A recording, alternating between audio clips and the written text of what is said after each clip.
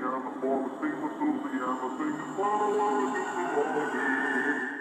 everybody, it's Bunny, and it's time for an extremely classic tea vlog in the car. So, do you have a drink?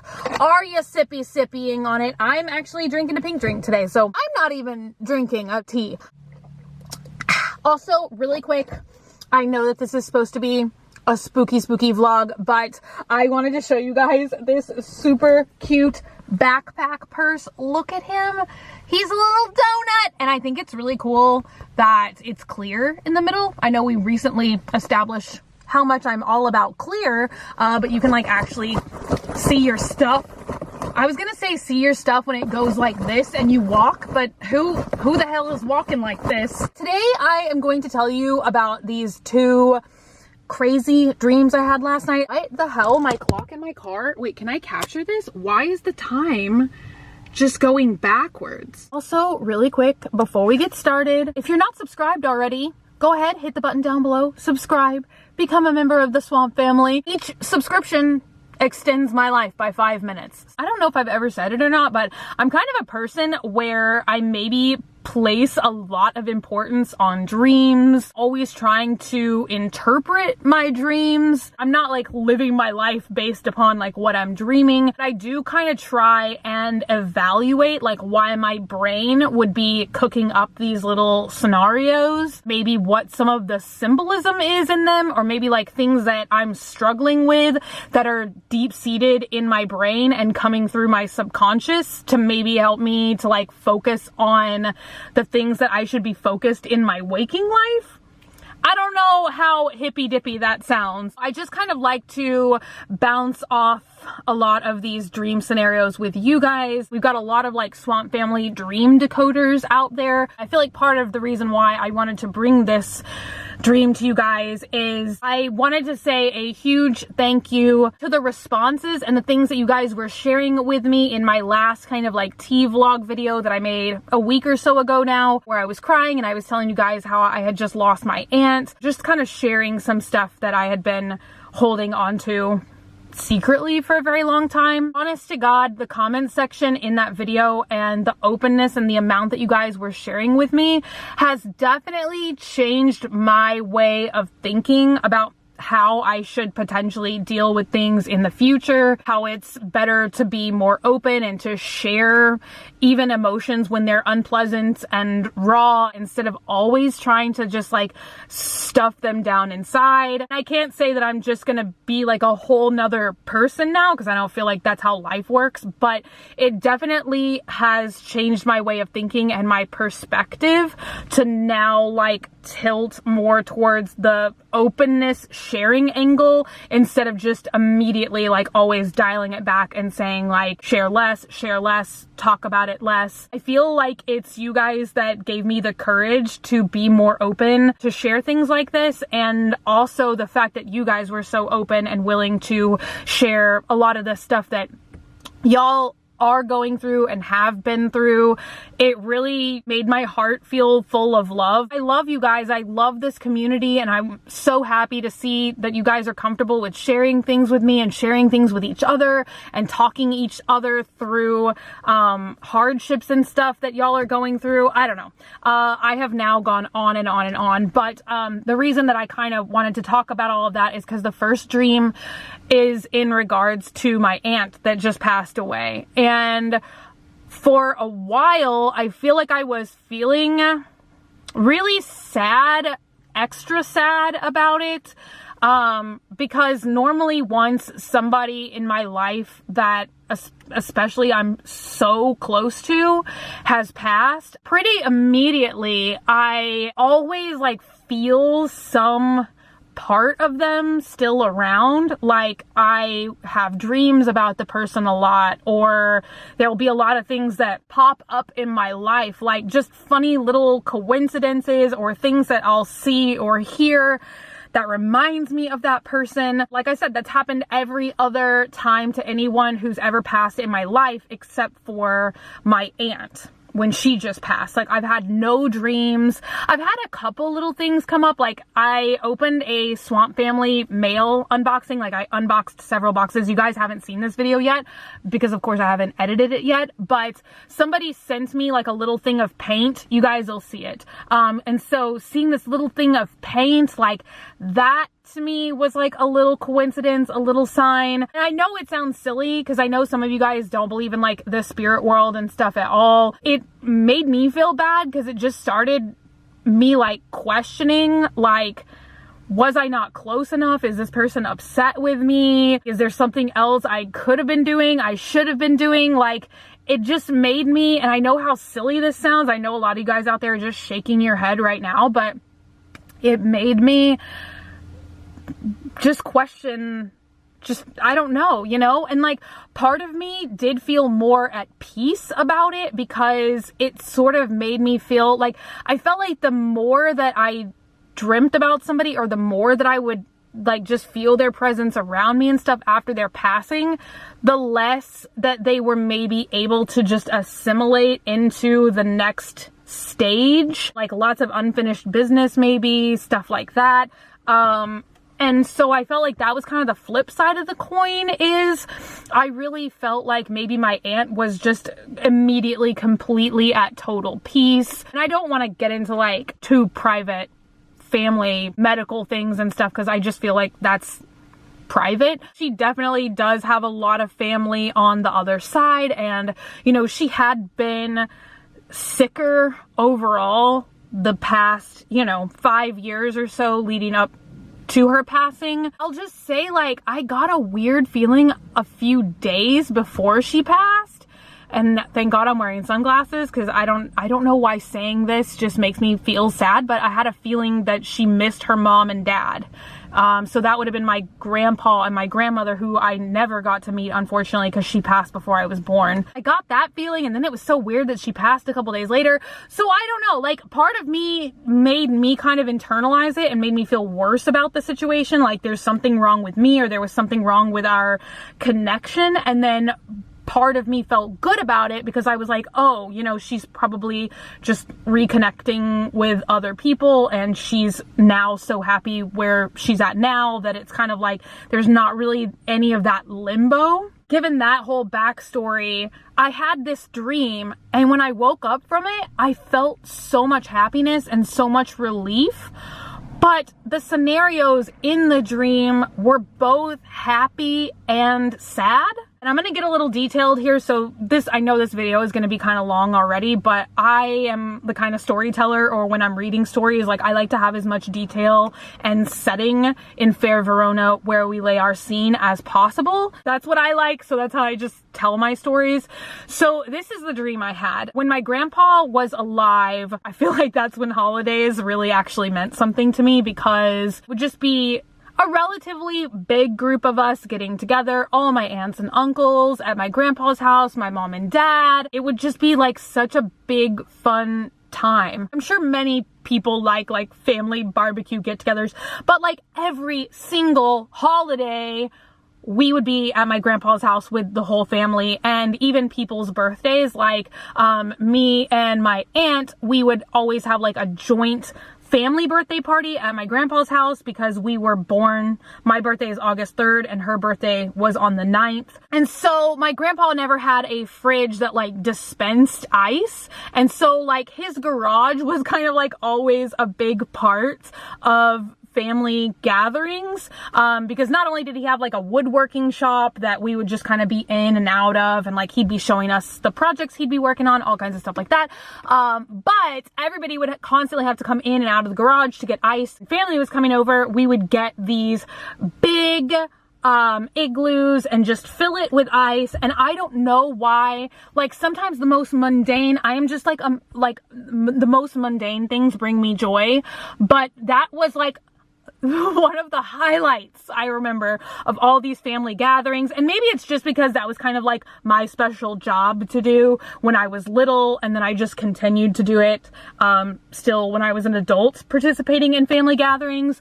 But it would be my job to take all the glasses because everybody would have tea, and so I would go outside with all the glasses and like fill it up. And I don't know why I enjoyed doing that so much, like my whole life. That was kind of the setting, is we, and I felt like it was we all, were at my grandpa's house for a gathering of some sort. And it's like I could tell other people were there, but I don't remember seeing anyone else's face specifically. I know my uncle was there. You know what? Maybe he's the only other face that I saw. I mostly only remember seeing her face, but I remember the feeling of there are lots of other people here. And we were in my grandpa's garage and I was getting ice. I don't know if the next statement I say is going to make any sense, but it's like I knew that I was seeing her after she passed. It's not like I really acknowledged it. So she looked so well to me. Like, she looked how I remember her looking in the 90s. Perfect like makeup, perfect hair. I don't know what this style is called, but my aunt my whole life always had short hair and she had like really poofy hair, but it was like styled. It was like kind of like combed back. I don't know how to describe it. She looked like a lot younger, like still an adult, but a lot younger, wearing all blue. It was like a dark blue, almost indigo, like not denim, but like all indigo clothing. I was like, oh my God, you look so great. It bothers me because I can't really remember what she was saying as much as I remember like the emotions, but she like acknowledged it like that it was a good thing. You know, it's like it made me feel good, the response or like the body language that was being sent out. Like she was like acknowledging like, yeah, I know, but like I don't remember her being like, I know I look good, you know. It wasn't really anything like that. Oh my God, like you look so great. Like, are you having a good time? And I don't know why I asked that. Like, are you having a good time at Heaven's Giant After Party? Like, I don't really know what I meant with that. And it's like she was happy, but also sad. It was like she couldn't leave like the entire property. So my grandpa's house, the last house he had when he was alive, it was like a smaller one-story house, but it was on like a large bit of property, and he had like an attached woodworking shop. And so it was basically like anywhere where the home's foundation was and anywhere on the property she could walk, but for some reason like she couldn't leave that area. And I feel like that's where I was getting the feelings of sadness from her. So it's like I felt like she was there like with my grandpa and like maybe other relatives that had passed. I didn't see her crying, but it was, well, I'll rephrase that. It's almost like I did see her cry a little bit, but it was, you know, like the type of cry when you're like about to cry, but there's not like tears coming down your face, but it's like you might have a little like tear in your eye or something. It was definitely like that, and I feel like that disturbed me, but also I was like kind of trying to be like, look at the bright side, like this is great, you know. But I'm a nut. I feel like that's like my ideal situation because like I'm such a homebody anyway. So if somebody was like, well, you can't leave your house ever again, I'd be like, yes. That's insane. That's not like a thing that I'm sure most people would enjoy. I was like, well, tell me anything you need. Like, I'll go get anything. I'll bring it here. And then I think that this is why I remember my uncle being there. It was kind of like an effort that I had the feeling that people were putting in effort to like make my grandpa's house like as perfect and nice and pristine as we possibly could for her. Out of my grandpa's woodworking shop, there was like a couple of cement steps. And so this was the other thing that like disturbed me in my dream, which you guys, this is why I wanted to tell you guys that I'm like sitting on my foot. It's very painful. This is one of the other reasons that I wanted to run this dream by you guys, because I wanted to know, like, this to me was the most poignant, like if something had a symbol in a dream, that this would be a symbol. The two cement steps were there in real life, and they were never messed up in real life. In my dream, it's like the top step they were trying to somehow like fill it in with a mixture of cement and wood, and I was just like bopping around like I always do. I think I was wearing like boots or something, not like cowboy boots, yeehaw, but like some kind of, you guys know, like the kind of fancy like boot kind of shoes that I wear sometimes, and I stepped in it as they were fixing it, and the step like kind of caved a little. People were like, oh, it's not a big deal, like we'll just fix it again, or like I had commented to her, I was like, well, I just messed up your step here. It was kind of like a ha ha ha, like I didn't feel like anybody, like I didn't feel like anger radiating towards me for messing up the step, but like I don't know, steps in a dream and then messing up a step, like I almost am just like, wait, like is there a message for me somehow in this dream that either my brain is subconsciously cooking up or that she's trying to tell me something? And I kind of don't know. I don't know what to think about this stuff. So it's crazy because it's like, I feel like there's like lots of positives, like part of the dream when we were just like, I got the feeling that we were like talking, like I don't really remember where I was like, oh, how's the bacon cooking? Great. How's your, you know, like I don't remember like specific questions and answers and conversations that we were having, but it's like I felt like I was standing with her for an extended period of time. We were talking, we were laughing, there was like good energy, she looked great, but then in another portion she seemed like she was crying, and you know, the feeling of like being trapped somewhere, and then the whole stare thing. So you guys are gonna have to comment down below and let me know how y'all interpret this. Is this a positive? Is this a negative? Like, do we think this is just my brain randomly firing off things or not? Like, I used to have dreams about my grandpa all the time where I felt like he was trying to like guide me and give me advice, and I only had one dream about him. I don't think I've ever told anybody this because it just sounds so weird, but I only had one dream about him that made no sense to me at all. And it's like I was walking around in a house, and like I said, my grandpa was really into like building things out of wood. He had a woodworking shop, all kinds of stuff like that, but I had a dream that my grandpa's face like came up out of the floor, like out of the wood floor, and I was like able to talk to him through the floor.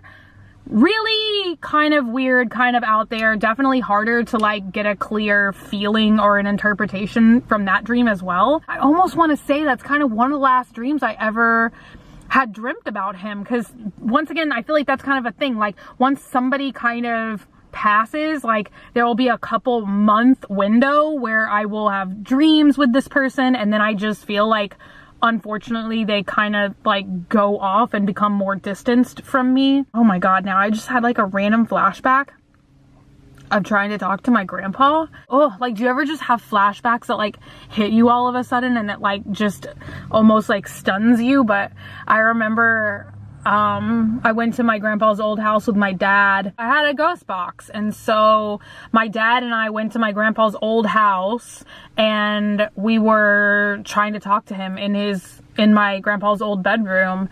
And I don't know, I have no more to add to that. I'm just sharing with you guys like these like incredible emotions and flashbacks as they come. So the second dream felt a lot worse, and also it's not nearly as detailed, so I feel like I'm just gonna pop through that one really quick. It's so crazy, and I felt this my whole life. Like I've always felt like there's like really good helpful presences, and then maybe like one that's kind of almost like a trickster or something, but like literally. And I used to get like this in my old house a lot, but I would just be sitting, talking, filming, living, doing something for hours on end. And then all of a sudden, it's like if you get the feeling, and now this is real life, not a dream, but if you get the feeling all of a sudden, like somebody is literally breathing down your neck and you shouldn't be somewhere. And I always just like get up and leave and go to another room, or like whatever room Dogman's in or whatever. Definitely like the older I've gotten, the stronger that feeling is. Like I feel like whenever I used to get it when I was younger, I would just kind of be like, like kind of scared. I don't know, man. I don't know. That's a totally different thought for a different day. The other night I was editing for hours in my filming room slash office, like the room that has all the dolls and all of that kind of stuff in it. Maybe this is a dream because I just had this experience, but like I said, I was sitting there for a million hours and all of a sudden it was like an overwhelming, like, get the out of here feeling. I don't know, maybe this is like where that dream was stemming from. I had a dream, I felt like it was supposed to be like the house I was living in. It didn't too much look like the house that I live in now. It was like definitely bigger and different, just different, but like some of the same aspects. Like, I'm sure you guys know what I'm talking about, like in a dream when you're supposed to be dreaming of your house or of setting that you're familiar with, and there are some things about the setting in your dream that match up and look exactly like where you're living, and then there are other things where it's just like, I don't have a purple floor. You guys know me. We literally pretty much have a hairdryer in every single room of our house. Like, I have a hairdryer in the kitchen.